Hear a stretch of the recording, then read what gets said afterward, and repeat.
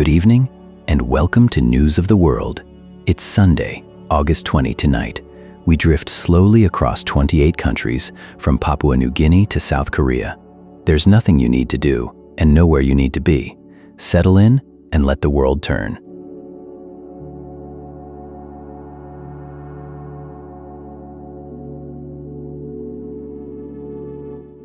Papua New Guinea has closed the representative office that Taiwan maintained there, and the quiet aftershock of that decision is still being felt.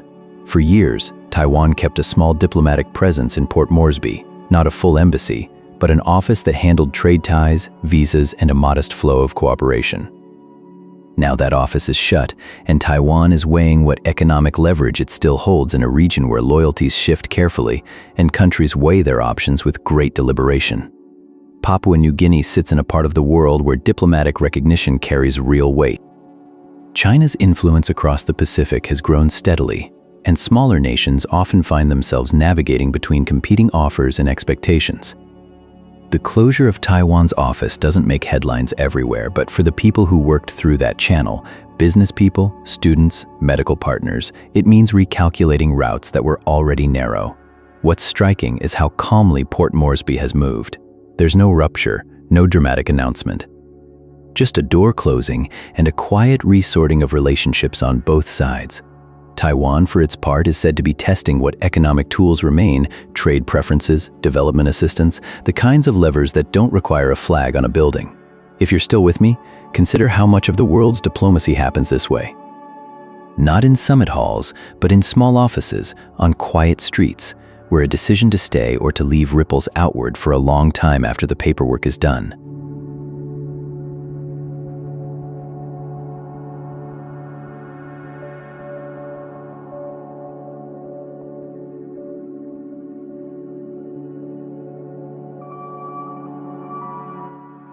Guinea-Bissau sits on Africa's west coast, a small country of mangroves and rivers, and these days it is quietly receiving help from its neighbors.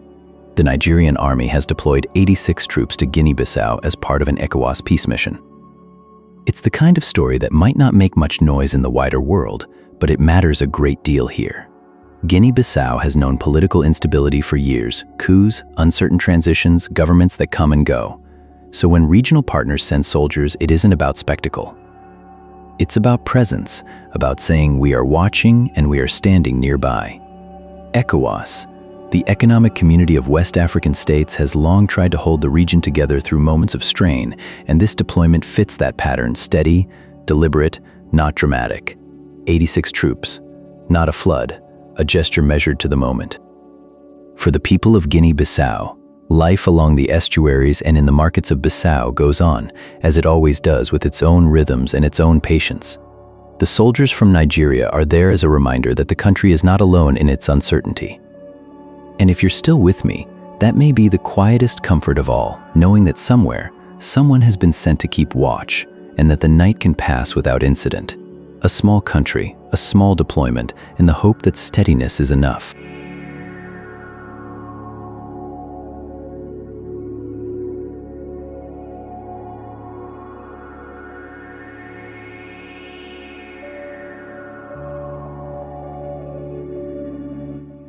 Seychelles has always belonged to the sea before it belonged to the land.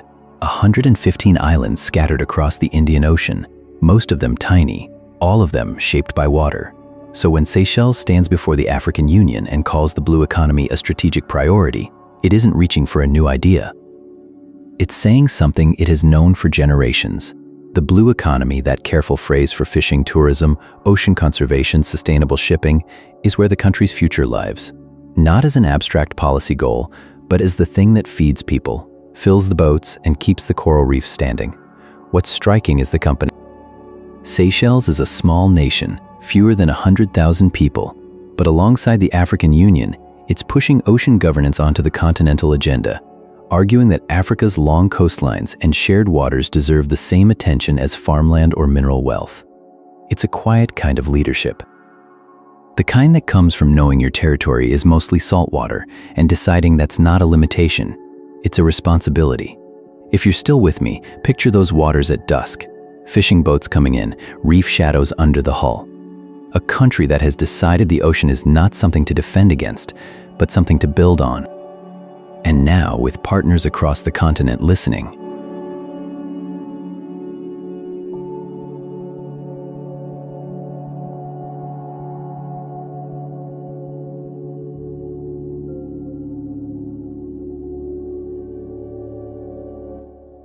Algeria has been holding its breath after a passenger bus plunged into a ravine near the capital, Algiers, not far from the province of Boumerdès.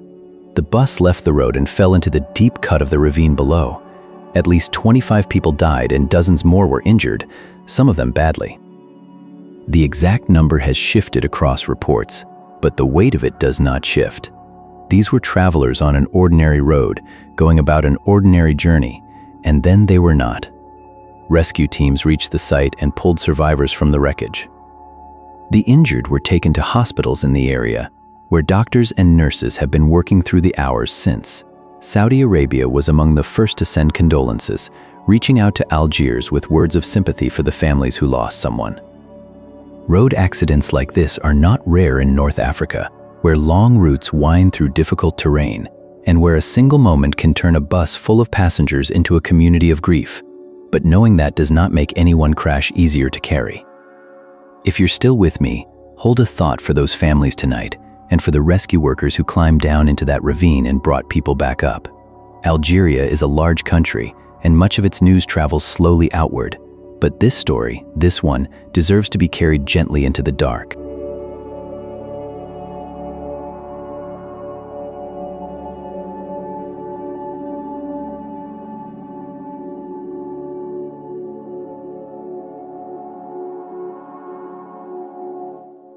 Myanmar has rarely been the easiest place to make a film, and these days it is harder than most. So it is quietly remarkable that a debut feature called Fruit Gathering, born from a collaboration between Czech and Myanmar filmmakers, has been recognized at the Karlovy Vary International Film Festival, one of the oldest film festivals in the world, held each year in the spa town of Karlovy Vary in the Czech Republic. The film is described as tender, which is a word you do not hear often enough in the same breath as Myanmar these days. It suggests something careful, something held gently, a story told close to the ground. We do not know many details of the plot or the crew. What we know is that it is a first work, a debut, and that it crossed borders to find its audience. A Myanmar story told partly through Czech eyes, honored far from either home. In a country where the headlines are almost always about power and its costs, a film like this is a reminder that people are still making things. Still gathering, as the title says, gathering fruit, gathering meaning, gathering the small fragments of life that survive even difficult seasons. If you're still with me, hold that image for a moment. A festival hall in a Czech spa town, a screen, a story from Myanmar, tender and unhurried, finding its way into the light.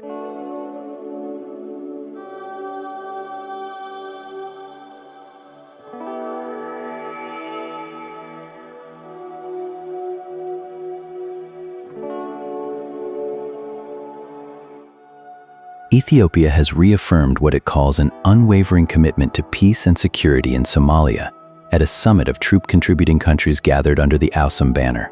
If you're still with me, that acronym deserves a quiet unpacking. AUSUM is the African Union's support and stabilization mission in Somalia, a regional effort to hold ground that has been hard-won and harder still to keep. Ethiopia has long been one of the countries carrying that weight. Sending soldiers across the border into a neighbor it has watched with concern through decades of instability. The summit brought together the nation's contributing troops, and Ethiopia's message was steady and consistent, that the commitment to Somalia's security is not conditional, not fleeting, not something to be reconsidered when attention drifts elsewhere. It's worth sitting with what that means.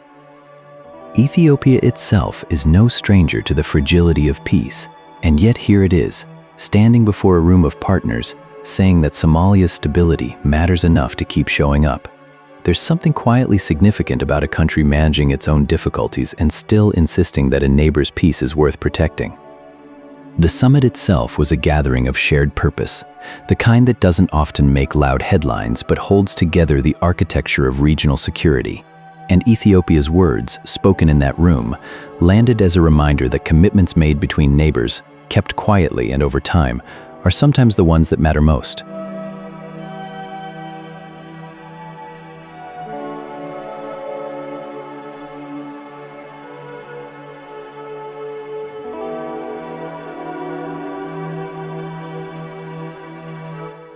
Guinea has sworn in a fresh set of ministers, a quiet but meaningful step in the life of any nation. In Conakry, the capital that sits where the Atlantic meets West Africa's coast, officials took their oaths and stepped into the work of governing. Guinea is a country of roughly 14 million people, rich in bauxite and rainfall, and the deep rhythms of Fulani, Malinke, and Susu cultures. It has known political turbulence in recent years, with military officers taking control of the government and promising a return to civilian rule. The swearing in of new ministers is one of those moments that can pass almost unnoticed outside the country, yet inside it carries real weight. It is a sign, however small, that the machinery of the state is still turning, that offices are being filled, that someone is sitting down to the difficult work of health, education, and infrastructure. The details of the new government are spare, but the act itself matters. Every cabinet in every country begins with the same simple thing: people raising their hands, promising to serve, and then getting to work. For Guinea this week, that promise was made again. And somewhere in Conakry, in offices overlooking the sea or tucked along busy streets, the work begins.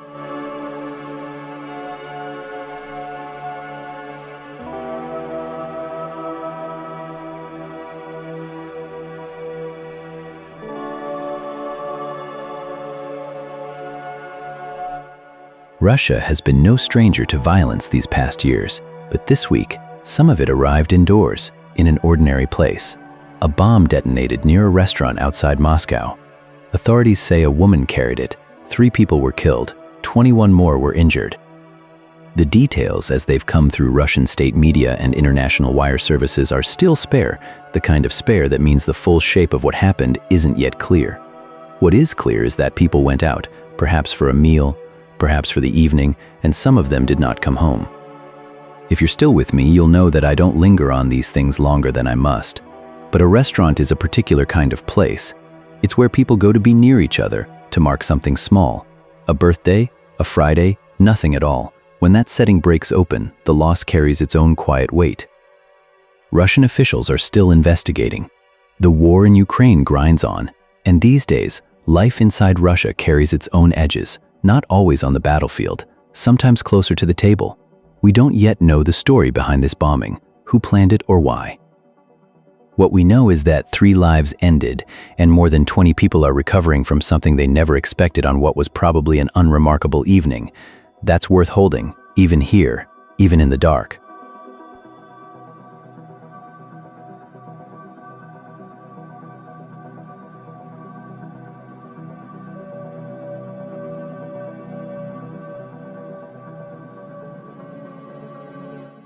In the Bahamas, these summer weeks have brought a particular kind of warmth indoors, where the air conditioning hums and the basketballs echo. At the Baha Mar Resort on New Providence, a summer hoops league has been unfolding. College teams from the United States traveling down to play exhibition games against teams from across the region. Arkansas came first, and they brought their full energy, racing past a Bahamas select team by a wide margin. Then they turned around and faced Carleton University, the reigning Canadian champion, and pulled away for another win. Players named Smith, Toure, and Payne spoke afterward about the experience, the kind of young athletes who sound genuinely glad to be somewhere new. The University of Cincinnati is scheduled to arrive soon too, their debut pushed to early August. For the Bahamas, this is more than a backdrop. The national team and a select squad of local players are the ones standing on the other side of these matchups, measuring themselves against visitors who arrive with bigger programs and deeper benches. You can imagine the gym, tourists and locals mixed in the stands, the ocean somewhere just beyond the walls, the game clock ticking down toward evening. Summer basketball in the islands has a looseness to it. The scores matter less than the gathering. And for a few weeks, Nassau becomes a small crossroads where American college kids and Caribbean players and Canadian champions all share the same court, the same heat, the same long afternoon light slipping through the windows before the lights take over entirely.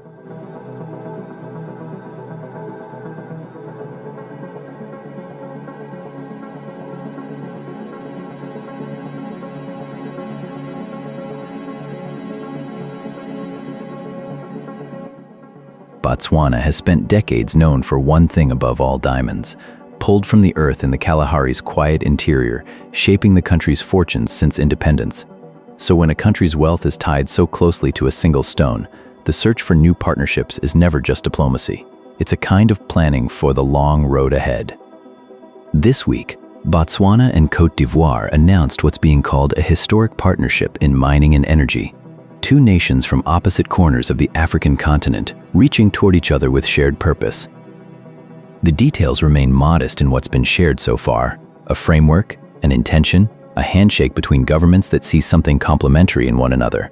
Côte d'Ivoire, farther west, has its own mineral story and its own energy ambitions, and Botswana brings decades of institutional knowledge in resource management. What makes it worth noticing is the geography: Southern Africa and West Africa finding common ground, not through a mediator, but directly. If you're still with me, consider what this means for ordinary people in both countries. Mining partnerships are often discussed in boardrooms, but their effects travel into training programs, into local supply chains, into the slow building of infrastructure that outlasts any single deal. And for Botswana, a country already navigating the headwinds of a global diamond slump, widening the circle of partners is less a luxury than a quiet necessity. The agreement is new, its chapters still unwritten, but the gesture itself, two nations choosing each other across that distance, carries a certain steadiness into the night.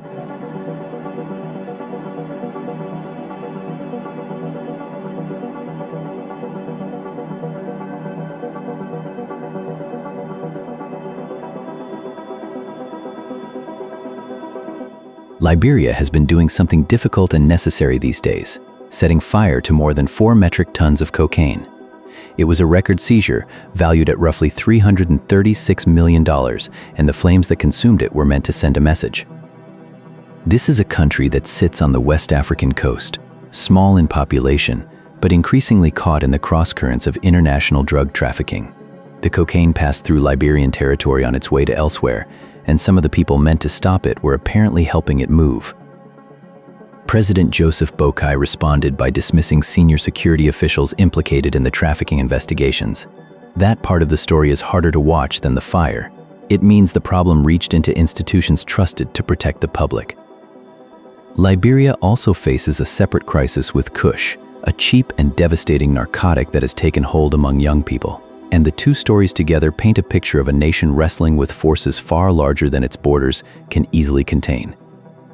But there's something in the act of burning the hall, of publicly destroying what could have quietly disappeared, that suggests a refusal to look away. The fire burns, the officials go, and the work of rebuilding trust begins again, as it so often does, with the simple act of naming what went wrong.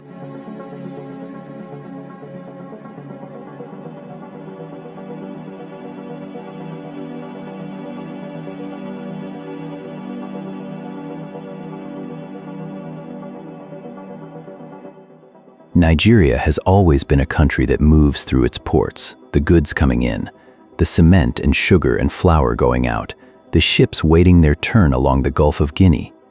So when one of the country's most prominent industrialists puts $85 million toward expanding those ports, it's not just a business headline, it's a bet on movement itself.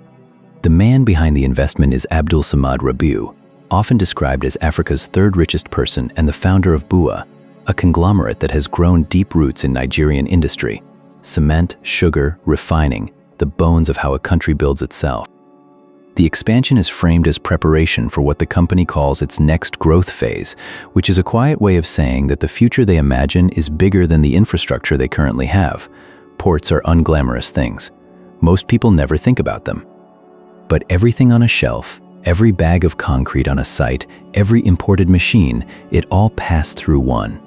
In a country where half the population already lives in cities, and where those cities are growing thicker and busier by the year, the capacity to move freight efficiently becomes its own kind of civic promise.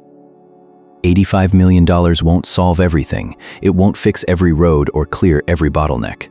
But it says that someone with the means to choose anywhere is choosing to build at home, along the water's edge, where Nigeria has always done its most practical work, and that, on its own, is worth noticing before the night comes.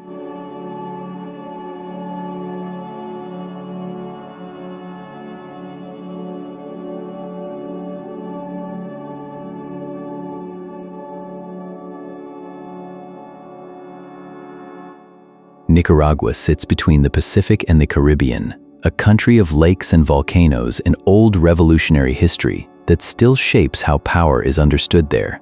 These days, that history is taking another turn. Amnesty International has warned that a constitutional reform moving through Nicaragua effectively dismantles the right to public participation. The details are still emerging, but the concern from human rights observers is clear that the space for citizens to organize, to speak, to take part in the civic life of their own country is being narrowed by law. Several voices tracking the situation have used stark language. One headline asked whether Nicaragua is following the path that made North Korea the world's most isolated dictatorship. Another simply said the end of elections. These are strong words, and they reflect a real anxiety among Nicaraguans and those who watch the country closely, that the mechanisms of democratic life are not just being contested, but being removed. There is another Nicaragua in the news, too, one that has taken its concerns to the International Court of Justice, arguing a case about genocide in Gaza and pressing Germany to answer for its arms exports. It is a reminder that this small country has long believed its voice belongs in the world's biggest rooms, even as the rooms inside Nicaragua grow quieter. If you are still with me, hold both of these pictures together for a moment, a country reaching outward and pulling inward at once. It is a difficult balance to watch and a harder one to live inside.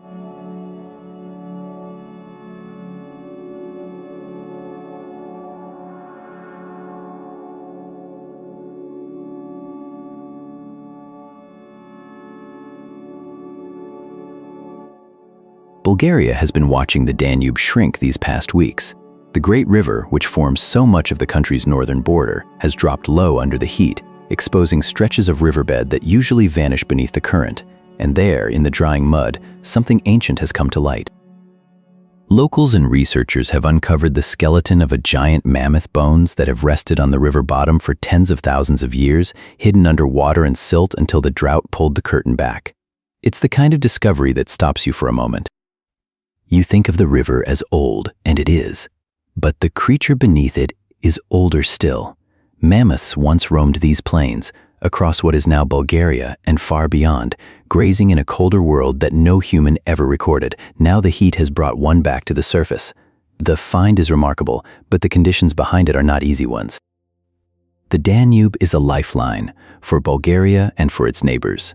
Low water means trouble for farmers, for ships, for the everyday rhythms of riverside towns, and yet, standing in the mud where the river used to be, looking at bones that haven't seen daylight since the Ice Age, you get the sense of the planet quietly turning its pages.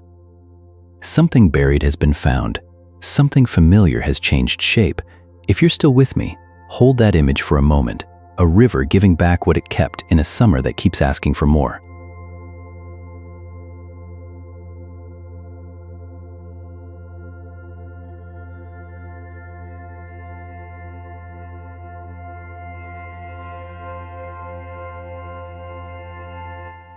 Monaco is a place that resists easy scale. The whole country is smaller than New York's Central Park, and yet more than 2 in every 5 people who live there are millionaires, the highest share of any city on Earth. You could walk from one end of it to the other before your coffee went cold. Most residents pay no personal income tax.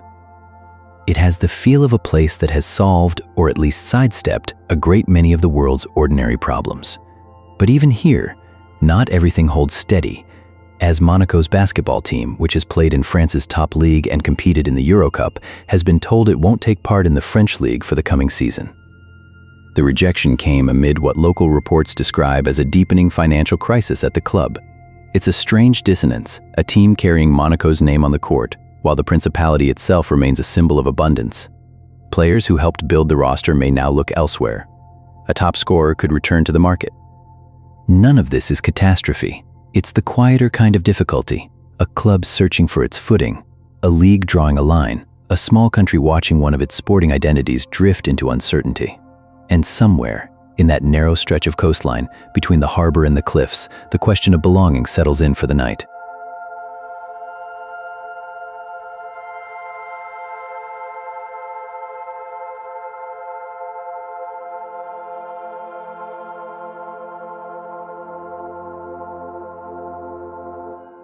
Out in the Marshall Islands, the ocean is not scenery. It is the country itself, more water than land, a vast scatter of atolls and reefs spread across nearly 2 million square kilometers of the Pacific. So when someone arrives by sea, it matters. These days, the United States Coast Guard has been deepening its maritime partnerships with the Marshallese, spending time in the islands, building familiarity, strengthening the threads between two nations that have a long and complicated history together. The details of the engagements are modest, as these things often are: visits, conversations, shared work on the water, but the meaning runs deeper than the activities suggest. For a nation whose future depends on what happens at sea, fishing, shipping, the slow encroachment of rising tides, having a steady partner on the water, is not a small thing. And for the United States, the Marshall Islands sits in a part of the world where presence and attention count for a great deal. What you notice, reading between the lines, is the quietness of it. No grand announcement, no crisis driving the visit. Just people in uniform showing up on distant docks, talking to the people who live there, learning the shape of each other's concerns. If you're still with me, picture that for a moment. A white hull against a turquoise lagoon, a handshake on a warm pier, the Pacific stretching out in every direction. Somewhere out there, the work of keeping the sea safe goes on, steady and unhurried, and the night settles over the water, as it always has.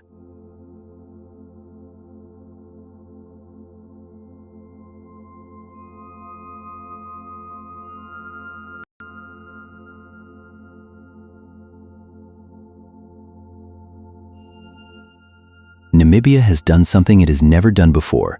It has gathered its indigenous and local knowledge of biodiversity into a single national outlook, the first of its kind. That may sound like a quiet thing, a bureaucratic thing, but it isn't. It's a country pausing to listen to the people who have been paying attention the longest. In Namibia, knowledge of plants, animals, seasons, and water doesn't only live in universities or government offices. It lives in communities, in the ways elders read the land, in the names given to birds and roots, in the understanding of where rain tends to fall and when certain grasses will appear again. For a long time, that kind of knowledge sat beside formal science, close but not quite connected. This outlook is an attempt to bring them together, to say that what people have observed for generations matters, and that it belongs in the national conversation about what to protect and how. Namibia is a dry country in places, a place where the relationship between people and the land has always required patience and care. So this isn't just a report on a shelf, it's a kind of honoring of memory, of attention, of the quiet expertise that doesn't always get called expertise. And if you're still with me, you might sit with that for a moment. A country choosing to record what it has long known in its own words for the road ahead.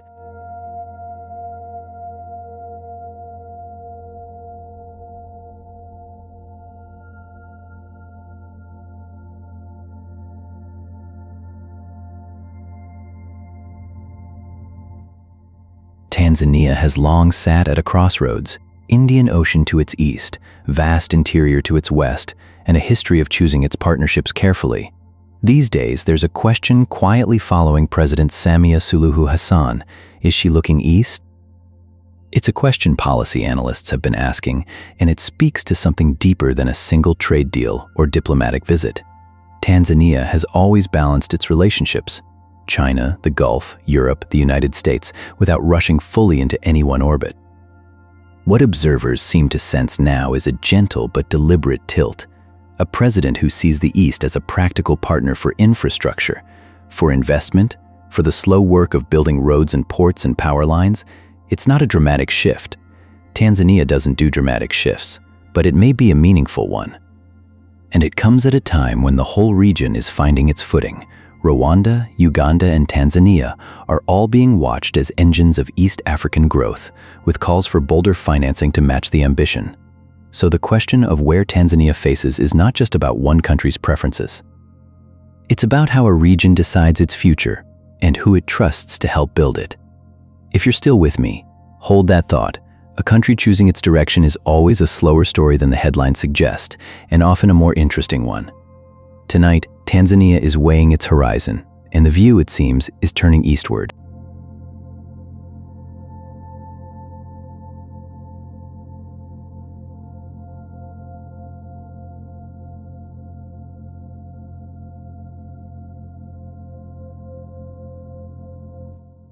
Mali has known a long and difficult decade in the north.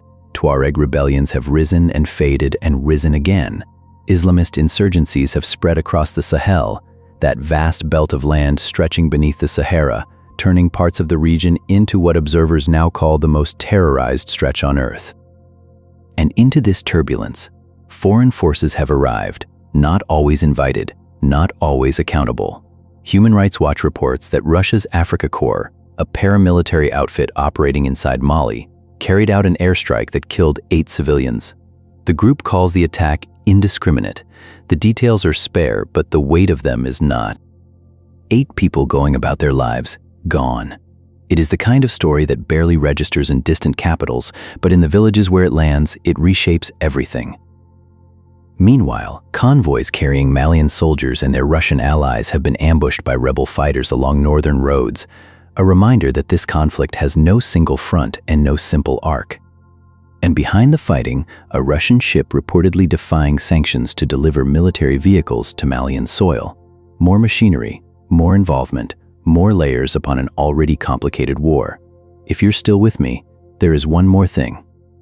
Somewhere in Mali, a young footballer named Alou Maminta is playing the game he loves, and European clubs are watching. His name surfaces quietly among the headlines of war, and it carries a different kind of weight. Not the weight of grief, but the weight of what a country still holds even on its hardest nights: talent, youth. The ordinary hope of a boy with a ball, in a place the world too often forgets.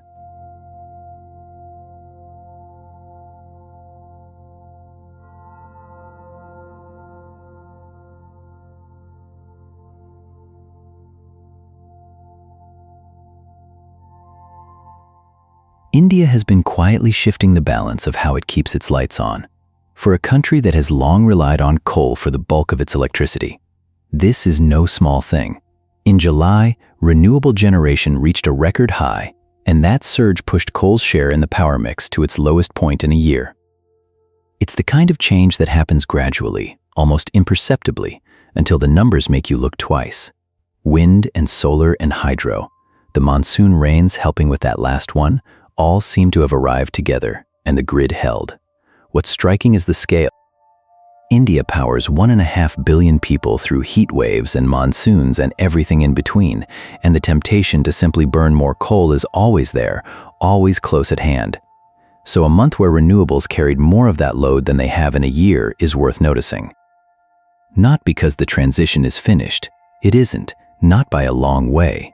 Coal will still be burning tomorrow and the day after, but the direction is visible now, in a way it wasn't quite before. If you're still with me, think of it as a river slowly finding a new channel. The old course hasn't dried up, but something is moving, and for 1 month at least, it moved with enough force to leave a mark.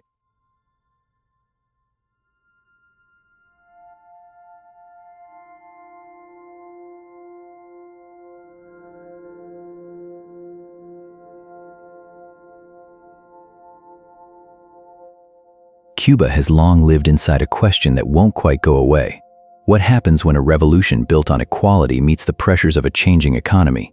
These days, that question feels more urgent than it has in a while. For decades, Cuba held to a system where the state shaped nearly everything: work, housing, health, education. It was never simple, and it never existed in isolation, shaped as it was by the American embargo and the loss of old trading partners. But the idea held. Lately, observers have been asking whether capitalism might be the thing that saves the revolution rather than buries it. It's a paradox, and Cubans know it.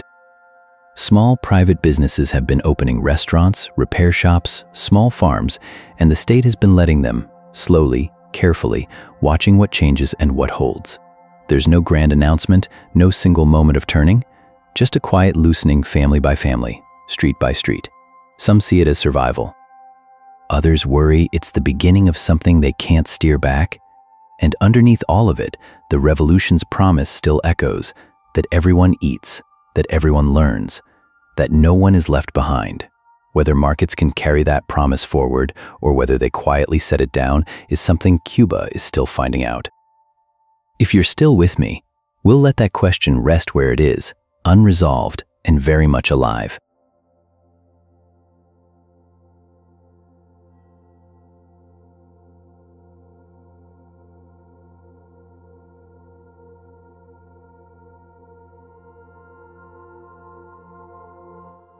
Slovenia has seen a political figure return to the Prime Minister's office, a conservative leader styled in a manner that observers have compared to the American Trump movement.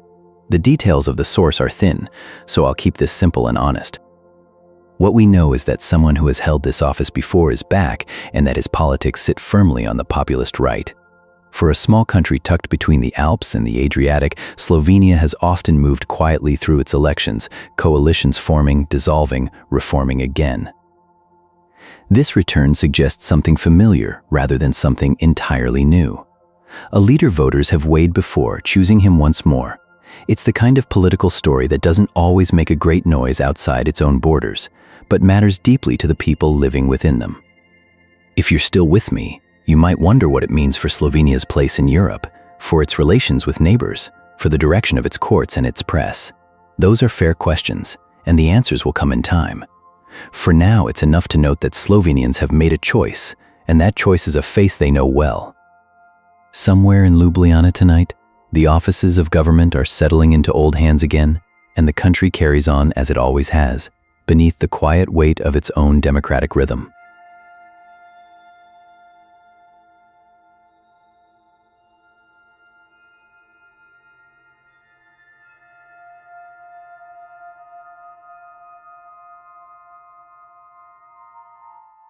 Cyprus has carried a line through its middle for longer than most of us have been alive. The island is split, Greek Cypriots in the south, Turkish Cypriots in the north, and a buffer zone patrolled by the United Nations running through the heart of it all. Families, farms, whole neighborhoods were separated when that line was drawn, and the decades since have been a slow, patient exercise in learning how to live with what happened. These days, the United Nations is encouraging something quieter than a grand settlement. It is encouraging talks not to solve everything at once, but to rebuild trust between the communities on either side of that divide. Trust is a small word for a large thing. It means people willing to sit across a table again, willing to believe that the person on the other side means what they say. In Cyprus, that kind of work has been done before, and it has stalled before, and it has started again. What makes this effort worth noticing is its modesty. There is no promise of a breakthrough. There is just the steady insistence that neighbors who share an island should keep talking even when the talking is hard. If you're still with me, picture that island at dusk, the same sun setting over both halves, the same sea touching both shores. The line on the map does not move the light, and somewhere on either side of it, people are sitting down together trying again.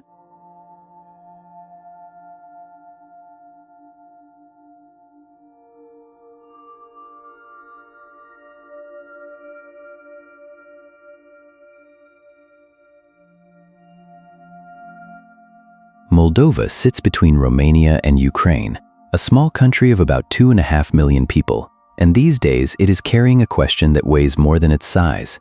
President Maia Sandu has been warning against delays in her country's path to joining the European Union.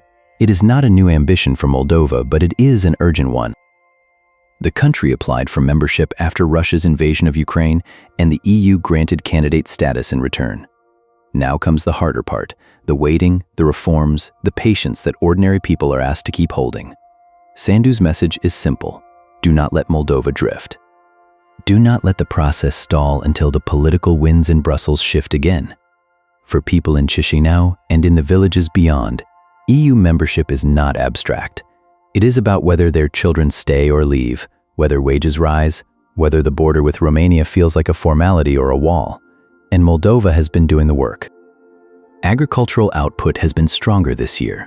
New conversations are underway with Ukraine about infrastructure and border management. There's even a new center opening in the south to help child victims of crime, a small but meaningful sign of institutions trying to serve the vulnerable better. None of it is dramatic. None of it happens fast. But if you're still with me, you understand that sometimes the most important stories are the ones where a country simply keeps going, asking to be seen, asking not to be forgotten. Moldova is asking, and for now, it waits.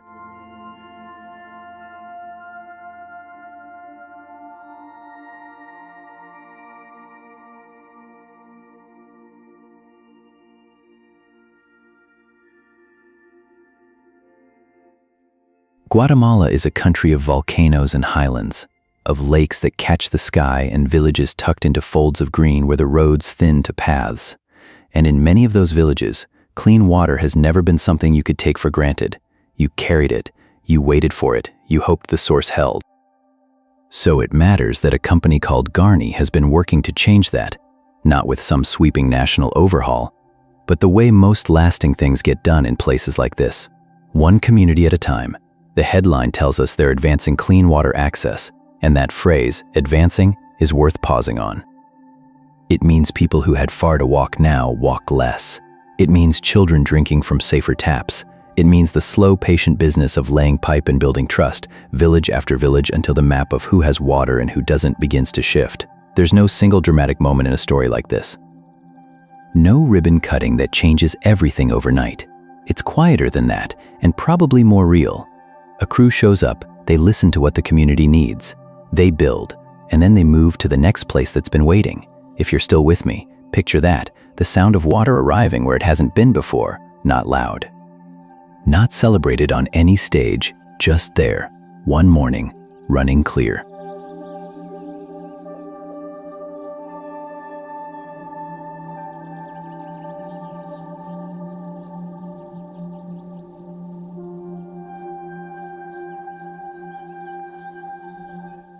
Mauritania sits on the western edge of the Sahara, and the desert there is not a distant thing. It presses inward year by year, claiming ground that once held grass and scrub and the faint promise of rain. The figures tell a stark story. Some 84% of Mauritania's land is affected by desertification. That is most of a country slowly being swallowed by sand. So these days, Mauritania is trying something that sounds almost like a prayer dropped from the sky. The government has launched an aerial seeding campaign, planes flying over degraded land, scattering seeds across terrain that might otherwise be lost. The idea is simple, even if the scale is vast. You take seed suited to arid soil, and you let it fall where it might root, where rain is scarce and the wind moves dunes like a slow tide. Every handful of green that takes hold matters. It is a fight against something enormous and patient. The desert does not retreat because you ask it to. But across the Sahel, countries are learning that waiting is not the only option. Mauritania's plains are flying now, and somewhere below them, seeds are settling into earth that has waited a long time for something to grow. Whether they take root is a question the seasons will answer. But the gesture itself, the turning of soil-bound hope into something airborne, feels like a country refusing to go quietly. And if you are still with me, that is a small thing worth holding on to tonight.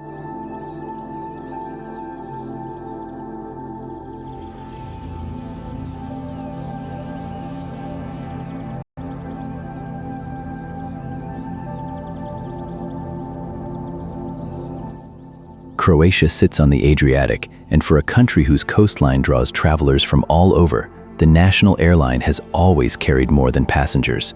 It carries the idea that this small country is open for visiting, reachable, welcoming. This year, Croatia Airlines is nearing a milestone, close to 1 million passengers carried. That's a striking number for a carrier of its size, and it says something steady about the pull of these shores, the islands, the old stone towns along the water. But the number tells only part of the story. Alongside that passenger milestone, the airline has been carrying heavy financial losses.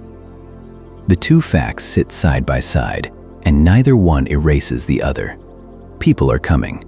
The airline that brings many of them is struggling to stay steady on its feet. If you've ever waited in a departure lounge watching a board flicker, you know that an airline is more than a balance sheet. It's a promise that a place remains connected to the rest of the world. Croatia's coast has drawn people for centuries: fishermen, traders, empires, vacationers. The plains are just the latest chapter in that long story of arrivals.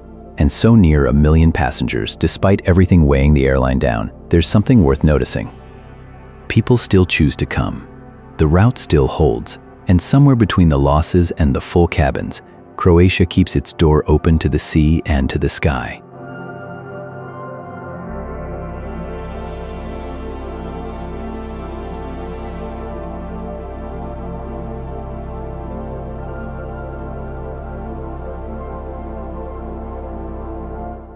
South Korea has recorded the highest temperature in its history, 41.4 degrees Celsius, or roughly 106 degrees Fahrenheit, as a heat wave presses across the country.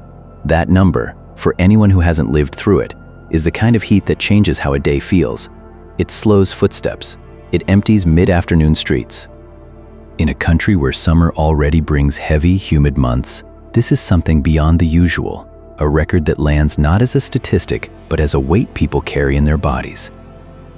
The heat wave has been intensifying over recent weeks, and officials have been urging caution for the elderly, for outdoor workers, for anyone whose day doesn't allow them to simply stay inside. In a nation of more than 50 million, that's a lot of people whose routines don't pause for the weather. And yet, life goes on in the way it always does. Markets still open, trains still run. There's even a small, unexpected delight making the rounds in Seoul and beyond, a mango tofu dessert that's become a quiet hit, a cool thing for a hot season. It's the kind of detail that tells you something about a place. Even at record-breaking temperatures, someone is still inventing something sweet. If you're still with me, hold a thought for the people of South Korea, especially those without the luxury of air conditioning or those who work through the hottest hours. May the air cool soon and gently. And that's the world for tonight. Wherever you are, whatever tomorrow holds, rest easy. The world will keep turning slowly while you sleep, and we'll take another quiet trip around it tomorrow night. Good night.